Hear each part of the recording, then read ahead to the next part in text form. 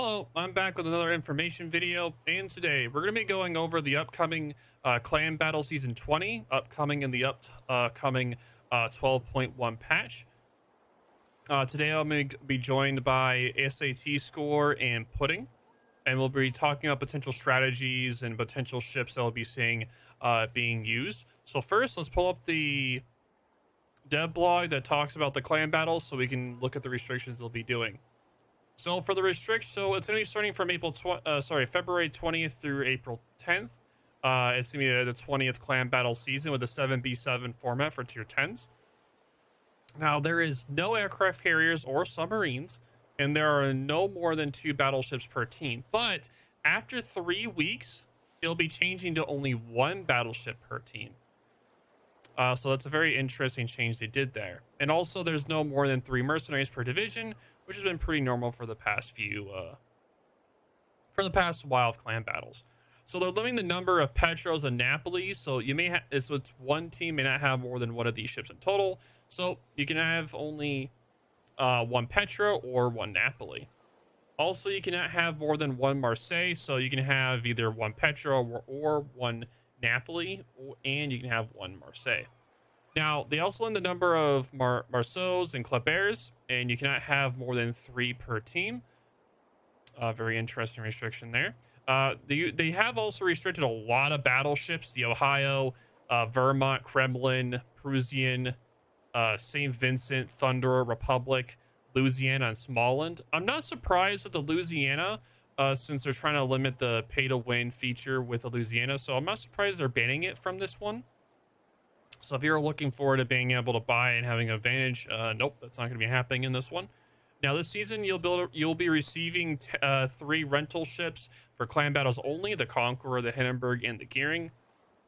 And the mode for these are going to be domination on the Atlantic, Islands of Ice, Sleeping Giant, Tears of the Desert, Shatter, Asturi, Crashzone Alpha, and the Fori Islands.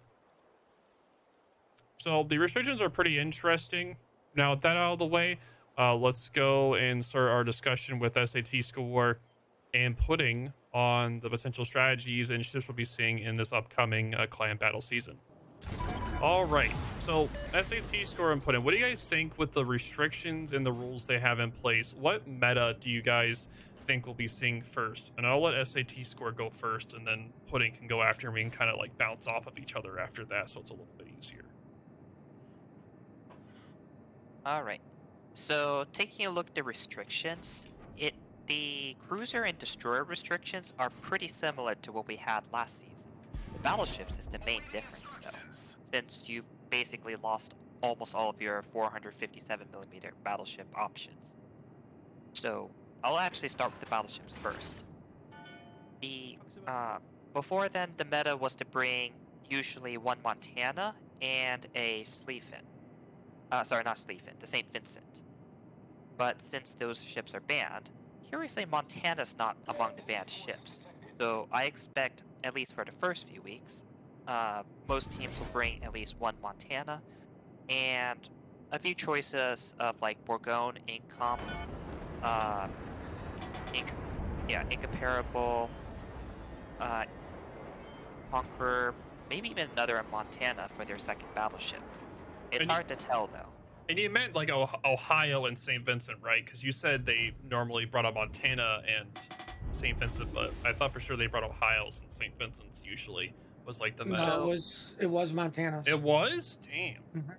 Pretty impressive. Ohio was shared the same restriction as the St. Vincent, and since St. Vincent did everything better, everyone just took St. Vincent. Wow, that's pretty impressive. Montana, I'm pretty sure most teams will bring at least 1 Montana, and then the second battleship depending on what their strat revolves around. I wouldn't be surprised to see even 2 Montana teams being common. What do you think, Puddin? Why is the Repub on the restricted list, just to be honest? Like, I really never saw any of those. That is pretty true. I rarely see them. Like Louisiana, Smallland, I can understand. Thunder, I can understand too. Conqueror, but in my opinion, Conqueror just does it better Yeah, true. than Thunderer. But, like, no offense. When are they just going to ban Marcel and Kleber? Because what is the meta going to be? Petro, Stalingrad, Marcel, Moskva, and Marcel Klebers. Maybe a radar YY to do the DD gangbang.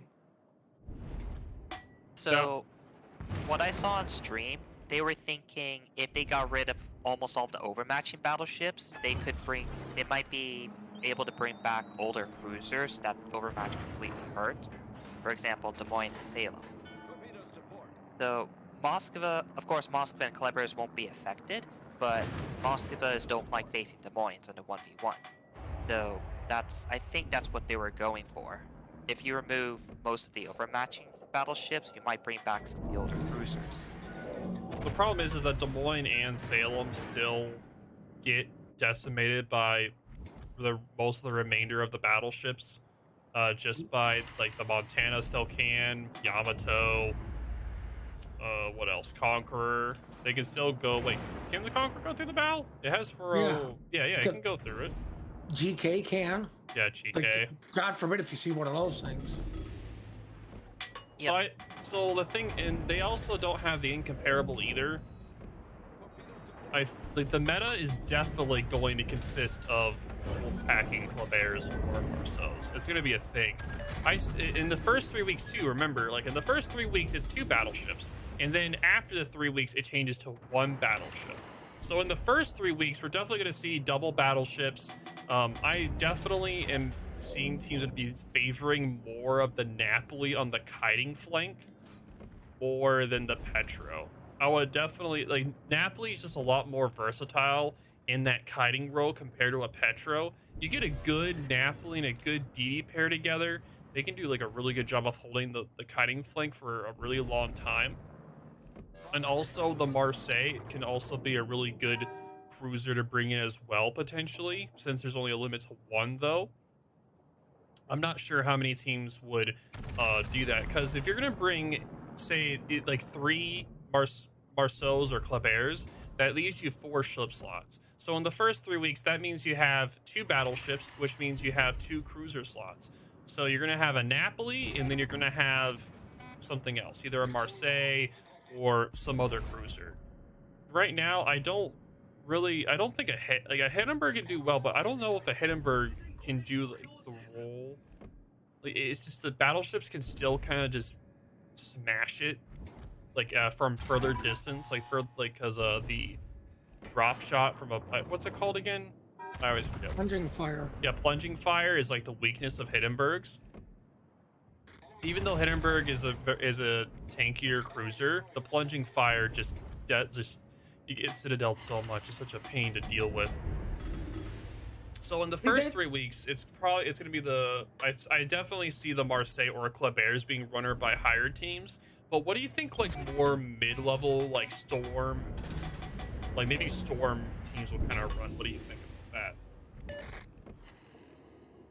I'll let it stay Tico first. Okay. So, playing in the mid-tiers, you'll tend to see more of an assortment of cruisers. Like, at the low to mid leagues, teams tend to be more reliant on what players have in their ports, as opposed to optimal ship comps. That being said, there are standouts like Petro, Napoli, Moskva still being very common. Montana still tends to be a common battleship, and I expect that to remain that throughout the season. For destroyers, in the event that you couldn't find a Smolensk player, God forbid, then you would see probably a Shimakaze. I've seen Radar YY's tried with some success. Smolensk banned. Yep, Smolensk is banned this season, so I actually expect the Smolensk. I think most teams will try Radar YY, but you'll probably see more Shimakazes and Darings come out. Ooh, I do missing a lot of Darings, and I feel like the ZVT2 may come in as well, maybe, depending upon what the meta turns out, for more of the take me cap. having like a Z52 for kind of control would be a really good ship, since there's not going to be any other radar DDs besides Ragnar, because Ragnar is technically still in play. They didn't ban Ragnars. Nope. So you won't see anybody running a Z52 because it's too much radar and the Z just dies. Like, That's I'm true. sure there's going to be some teams doing it, but like that's why you don't see a lot of Z52s. Because you have like a Ragnar potentially, or a radar YY, for instance. A lot of the times they'll also bring like a radar cruiser to that Pacific cap. So for instance, like whenever they were talking about the clan battle season, like they were wanting Salem's or Des Moines back, or like Plymouths and stuff. I don't really see, like, I was trying to think of a way Z2 come back, but yeah, you're right about that. The ZVZ2, like, there's so much radar, and it also isn't the quickest one. It's not the quickest ship either. It does have the nice sonar, the 6-kilometer sonar, which is really nice at keeping out DDs, but it doesn't have a heel to back up all that damage taken, or like, it doesn't have the French saturation. So it's definitely, you're pretty much right there. It's going to be kind of hard. It's going to be a lot harder to use that ship. It's not as maneuverable. It's not as easy to dodge shells. The daring is definitely going to be along as one of the tech tree favorites if they're not running like wolf packs. Daring, Shimas. I could maybe see some Hollands since it does have the heel. Having a heel on a DD is pretty nice. Some teams will definitely experiment with it. The other hindrance to the Z, it's 10-kilometer torpedoes. Oh yeah, true. Right. Now, I know the daring is 10.5, but you know you get a heel. You know you get smokes every 3 seconds. You know, your daring you can send out to hunt down the other DD and survive, to where the Z just dies. Yeah, the Z doesn't have the highest DPM, and it also doesn't have the heel. Well, usually, because the thing is, usually the DD is what something. You know, that's the biggest issue. With the daring, you can almost guarantee at least the DD trade. That's true. With the Z, it just, you can't guarantee that trade. Mm-hmm. Do you expect to see a lot of Ragnars this season? Higher tiers, yes.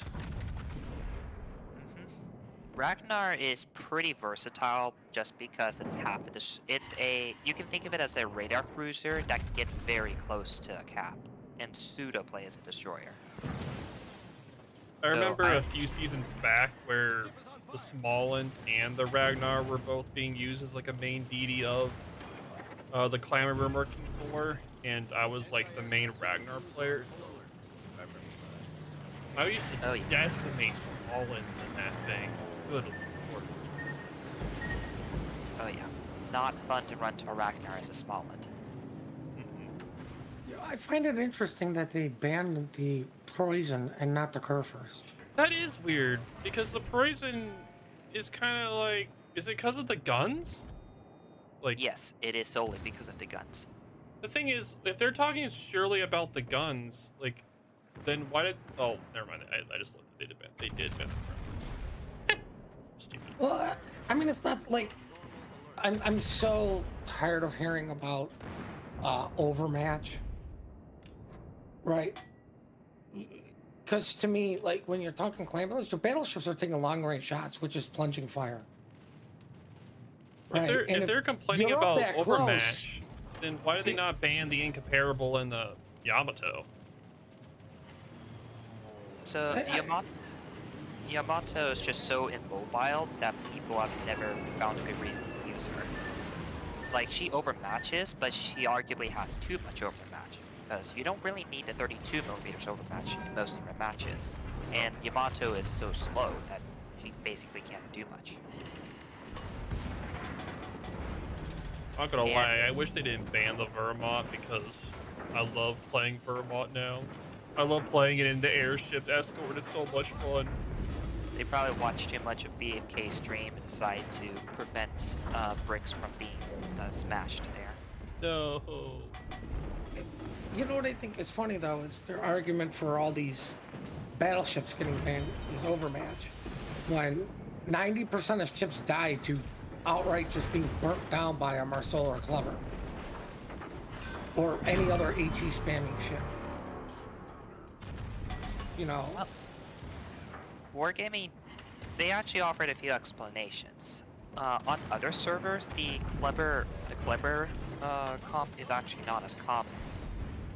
More teams tend to run like Moskva heavy comps and Nevsky smoke comps just to counter it. And this seems to be pretty effective. Oh yeah, those are highly effective against Marceaux and Clevers. I was gonna ask if you guys think the meta is gonna be turning toward the smoke again, the gearing smoke with a potential Worcester or Des Moines, if that meta is gonna be coming in this. But I don't think a battleship change though is going to affect that. Nope, you're correct. I don't see much of a change just because the key players, Nevsky and Unique Mod Haragumo, basically like there's been no bans on them. I feel like for NA, the Marceau and Kleber strat may be more common, but I think on the EU Asia server, it's not. It's going to be less common. I think it is because, like last season, there was debate. You know, do we do the Nevsky strat or the Marcel, or, you know, the Clever Marcel strat? And it's just Clever Marcel works on NA. It just doesn't seem to work anywhere else. And I think that just goes to show the lack of cruiser skill per se to get that to work. The Nevsky to work on NA, because if you kill the Nevsky, their strat just completely dies, because that is their strat. Keep that Nevsky alive. And I think people just have a hard time keeping the ship alive. To where Marcel Clever is just really easy. Just hit WS and your speed boost and everybody misses. That is an issue that I see a lot for NA. It's like a lot of cruisers just don't know how to stay alive. It's a problem I have too, where I overcompensate for trying to help out like my teammate or my div mate that's like as a DD. I'll try to hang out with them a little bit too long, and it'll cost me like getting killed because I didn't leave soon enough. Like you're trying to help out your div mate, or you're trying to help him out too much in clan battles. You're overcompensating to help him, and you lose your ship on doing that, which is not what you want to do.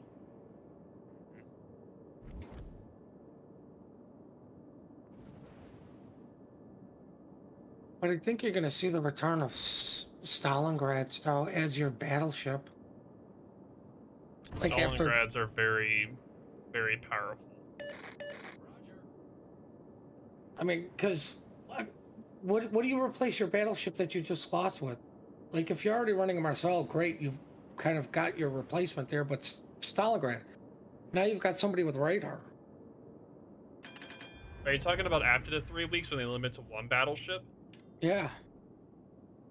Mm-hmm. It's definitely possible. Stalingrad guns are the closest to battleship guns that are like a heavy cruiser. That and technically Sevastopol exists, but don't use her. Please don't. The heal isn't. The heal idea is interesting, but in a clan battle environment, you can't just sit out the fight for that long waiting for your heal to come back up. That's a very long time having a ship out of battle waiting for the heal to come back.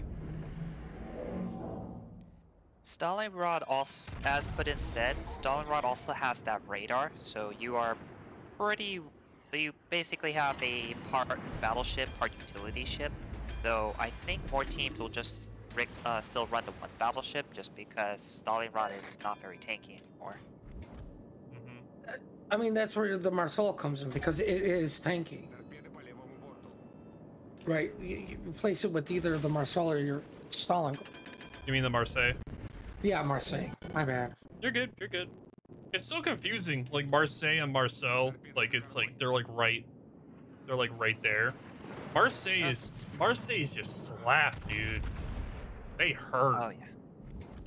Wargaming just decided to end that before it even started. They saw the Cherbourg seas and they're like, nope, we're not gonna do this with the Marseille. So basically just ban everything.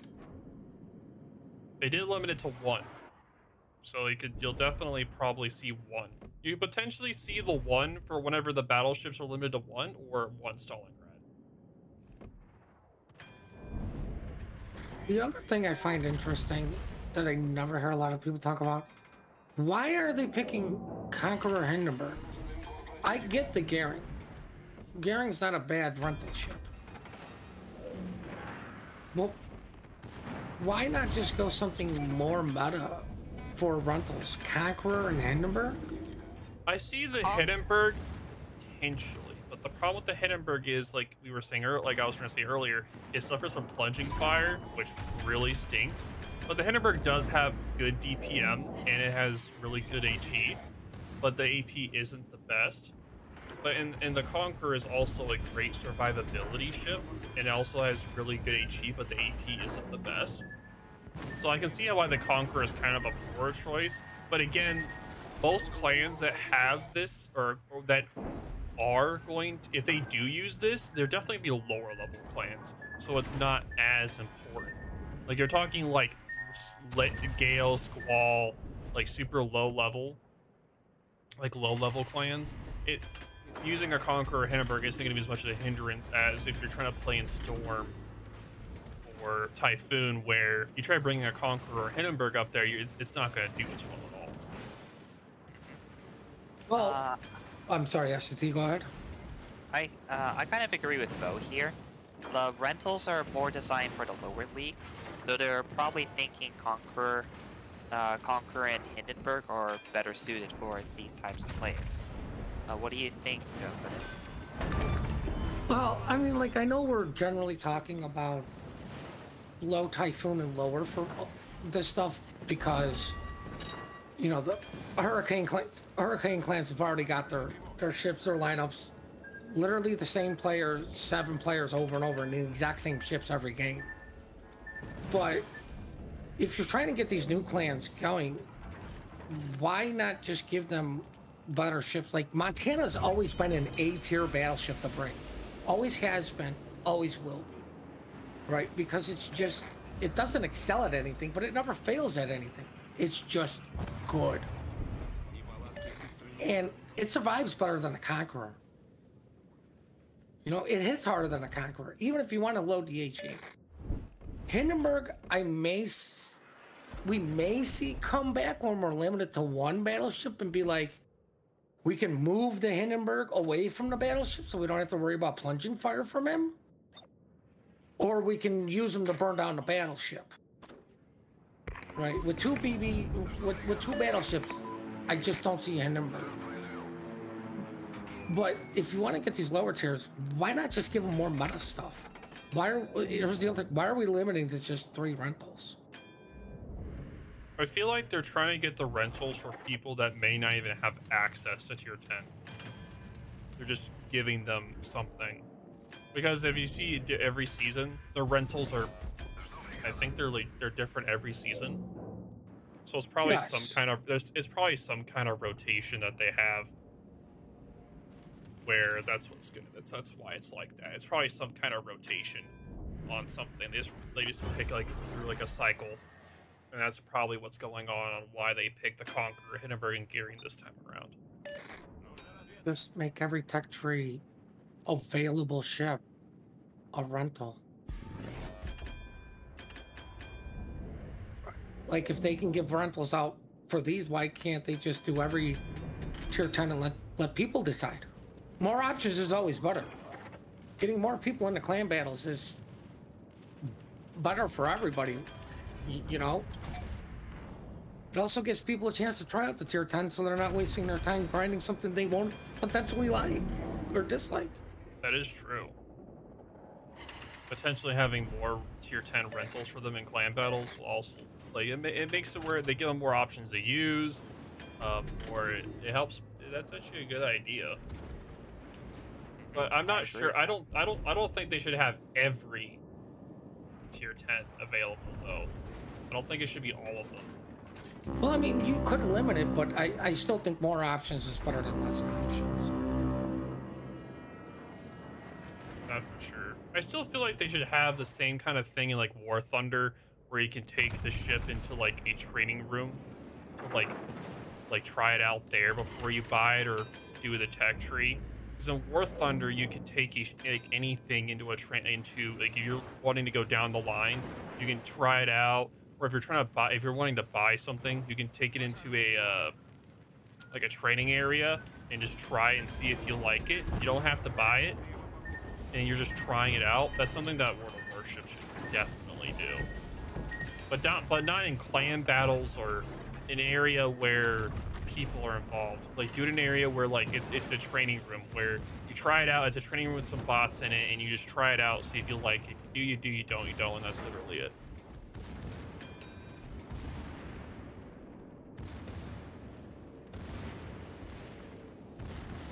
These are the same maps from pretty much last season? Yes and no. They've added in a few maps like Shatterer, and some maps have some very unusual cap layouts, like Sleeping Giant. For the Yeah, I most did see part- that. Yeah. Atlantic is also a new map, and I remember from one of their streams, they're going to take one map out of the rotation and put another back in. I don't remember which one specifically on top of my head. How much you would have bet they would have put Ocean Map in just to do a meme? Oh. You know what I find interesting is they finally did something about Sleeping Giant. Like, I know a lot of people think about chips, but maps are important too. Like moving that contest cap over more to the mid kind of makes a push. What would it be like, 9, 10 line a little bit more interesting because you can get shots, but there's still enough of it to where you can always dip into the Thunderdome to try to cap it. Mm-hmm. Yep. As Puddin said, like even a small shift in cap layouts can actually change the meta quite significantly. We'll have to see how that plays out as the teams try firsthand.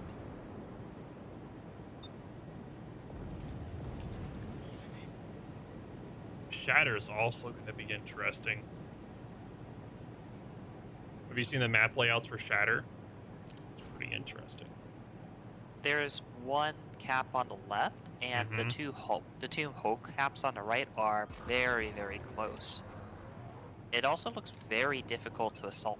At the same time, like although the travel time is pretty short, it looks like it's very easy to defend the home cap. It's just so many islands that favors the defenders. The thing is, though, also, it's a lot easier for them to hide a potential push with all those islands as well. Unless you have a dedicated radar ship at one of, like, an island, like, right next to the pass where you can go through. Well, I actually see Shatter, and you're probably going to laugh at me, turning out to be completely like a random battles game. And what I mean by that is, yeah, you get the home cap. Where's everybody going to put their radar hydro right at the island in the middle because you can start getting some cross shots and back up to be safe. Something out wide to protect protect him so, something doesn't come behind him. And it's all going to boil down to the contest cap. You know what I'm saying? Mm-hmm. So most likely 2 ships over on the right, and then the rest will be going to contest. Yeah, because the minute you see the fleet, if they're going to do a push, they're not going to want to do it straight down the middle. Too many lanes of fire. So if they go all the way around, the guy just sitting there waiting just W's and takes their cap. Because, once again, so much island cover.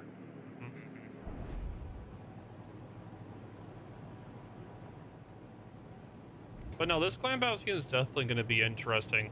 I do plan on streaming a lot more clan battles this time around. Since I'm in PN now, so I'll be doing a lot more clan battles. So we'll be seeing how that goes. So if you guys want any advice or tips and stuff, or just want to watch clan battle streams, I'll most likely be streaming it. I'm not sure how often or how many times I will, but I definitely want to try to stream more clan battles this time around since I'm EN now. It'll be a lot easier for me to try to get into clan battles now. So, we'll see. Because if I don't play for PN, I can play for XPN or DPN. So yeah, pretty cool. I think the thing the average player needs to take away from, like, the restrictions to ships is a lot of this stuff is for the hurricane level clans who know how to abuse everything on the planet. Don't be afraid to take ships in that aren't meta, like a Z52. If the Z52 works for you and you guys are winning, why not run it? Run it till it doesn't work, right? Don't be afraid to try things.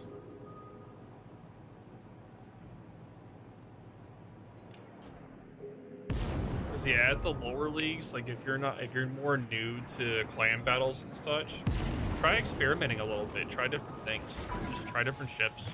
See what fits. You can't expect to use everything or have everything that's going to be the meta. You can't expect everyone to do that. So just try to use what your clan has or what your group has or whatever clan you're working for, and just try out stuff. And over time, you'll find a meta that works for you, and there you go. Worst comes to worst, just copy what the high tier teams are doing. Yeah, pretty much. If worst comes to worst and you're getting really frustrated and you just want to just use what the higher tiers are doing, just do that. It's easier. Like, but the thing is, if you're at lower levels, you shouldn't really feel forced to do that, because the lower levels aren't as severe or strict on what you use. I mean, you got to remember, I got a clan of Typhoon with completely non-meta ships because that's what the players played and felt comfortable with. Don't be afraid to look at your stats and say, hey, I noticed you play the Haragumo way more than you're playing Ragnar, and Ragnar's not working for you. Why not just try the Haragumo for you, right? If it works, it works. That's what it really boils down to. If a person's more comfortable on the ship, that's what they should be playing. Yep, Yeah. Exactly. You guys don't need, like, the lower tier clans. It's always going to be somebody's going to give me, and just win the contest side.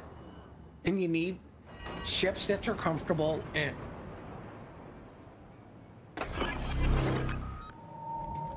I mean, that's my only advice for anybody. You know, Bo or SAT, you guys got any other sound advice besides don't listen to Puddin'? You hit a good point. Well, at least, like, only at the high tiers, like super high tiers, like Hurricane, where ship becomes more important because it plays a very specific role. If you're just already on clan battles and you're in the lower leagues, just you don't have to worry too much about ship selection. A lot of times it's really just a lot of the times you'll actually, if you play better on a quote-unquote suboptimal ship, you'll actually perform better than playing a ship you're not comfortable with.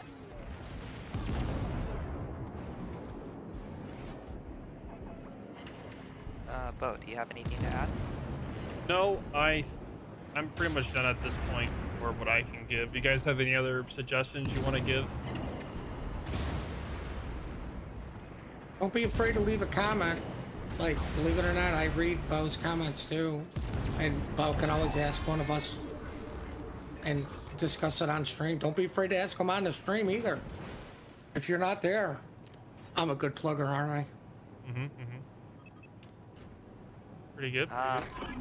About the last advice I would have, if you really are specifically looking for a ship to get for clan battles, I would say get Montana, get the Moskva, and get a, well, I guess destroyer, probably a daring. Most teams will probably run the Moskva and a Montana, so if you once just play a couple of games, get accustomed to it, and you should be able to do pretty well in clan battles. I dare say if you're looking for a ship to get, remember there will eventually only be one battleship, which means only one person, but even with two, that's only two people. Right? See what your clan needs. If they've already got a battleship, get a cruiser. If you got enough cruisers, learn a DD. DD players are always in high demand everywhere. Right? And I am a big, I love 20-kilometer shimmy in clan battles because, as SAT can tell you, at least the tire tears, literally everybody goes to the same spot. The 20 kilometers, I say for most people is, you're never ever going to be in radar range, and they will always be in your torp range. Right? Safety and living is gonna win.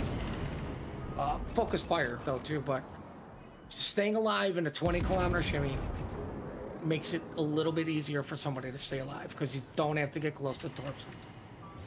And most DD players don't understand the torps are more for area of deniement than actually hitting something. If you hit something great, it's awesome.